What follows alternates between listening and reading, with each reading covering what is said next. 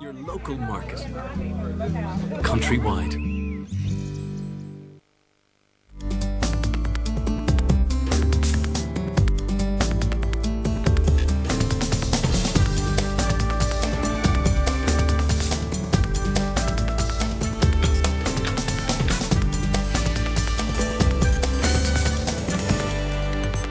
This evening on Nationwide, it's music all the way as part of RTE Big Music Week. We meet the Offaly schoolboy for whom Cheltenham and horses proved inspirational.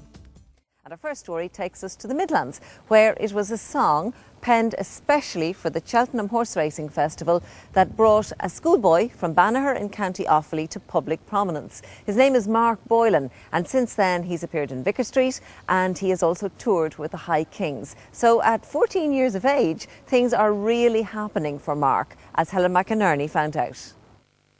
By day, 14-year-old Mark Boylan is an ordinary schoolboy in Banagher in County Offaly. And like many young people of his age, he's hoping to do well and get good grades in his exams. But in his spare time, Mark is much in demand as a performer. And it was his love of horses and horse racing that inspired him to write a song about the Cheltenham Racing Festival. A song that first brought him to public prominence. All roads I see, they lead to here. You gotta look up, stand out, so everyone can hear it out loud, 'cause you're proud. Love English in school, so I think they both go hand in hand in that sense. I get on fairly well with that sort of thing, but for writing this, it's just I can get myself out there. I can feel any emotion I have, I can get it out there, and it's real, and it comes out in a way that's positive, and that I can feel when I sing it. I feel every word that I say, and hopefully when people are listening to it, they can relate to it, or vice versa, or whatever you feel yourself. His parents, Dave and Helena Boylan, are delighted with their son's success, but are determined he keeps his feet on the ground. When I heard the song, I knew it was something special, especially, the first Cheltenham one. It was really something special.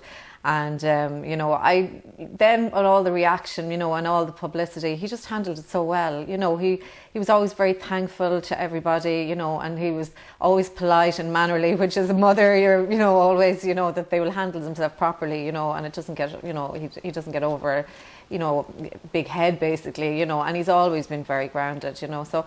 And I think because he handled it so well, I wasn't concerned. Helena works as a manager in Dunnes Stores in Athlone, and Dave is full-time at home. He taught Mark to play the guitar, but he says it wasn't long before Mark passed him out.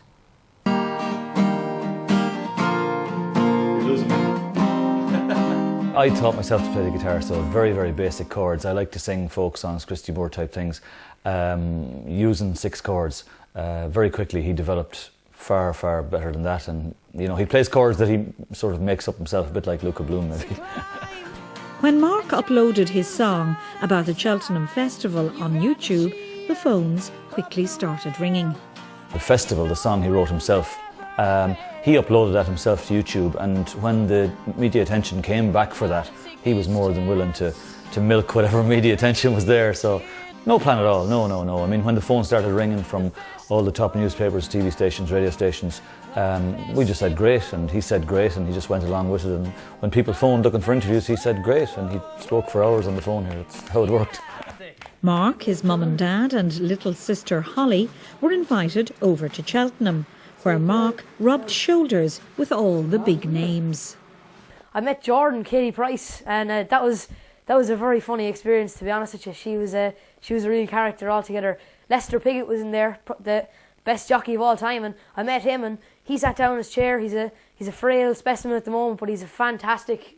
He was one of the most inspiring people I've ever met in my life. And Sir Peter O'Sullivan was fantastic. To hear that crackly voice that you would have heard winning Grand Nationals left, right and centre. I met AP McCoy. he's myself and my sister Holly's favourite jockey in the world. You know, I think if you have a horse, he's the man you want on it. He's just fantastic. I met Claire Balding in the winners enclosure on the Tuesday, and I also met BBC's John Inverdale as well. I was on Channel 4 on the morning line, and I got to meet all the presenters and that, you know, and all the racing pundits, you know, John Frankham, all of them, you know.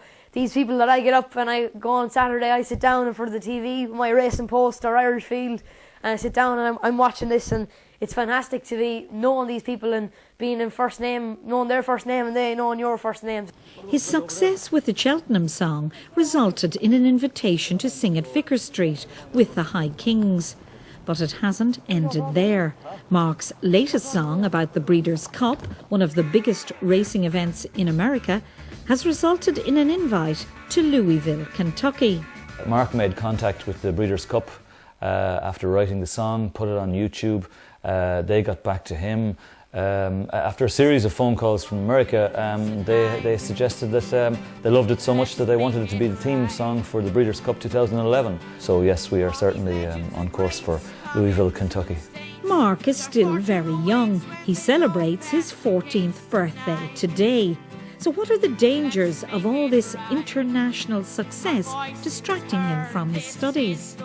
He's doing well. I have yet to hear of anybody giving out that he's coming in without the homework done or anything, so he's doing very well. He has himself well organised. He has a system. If he keeps working that system, things will go well for him. Let's give it up for the Breeders' Cup.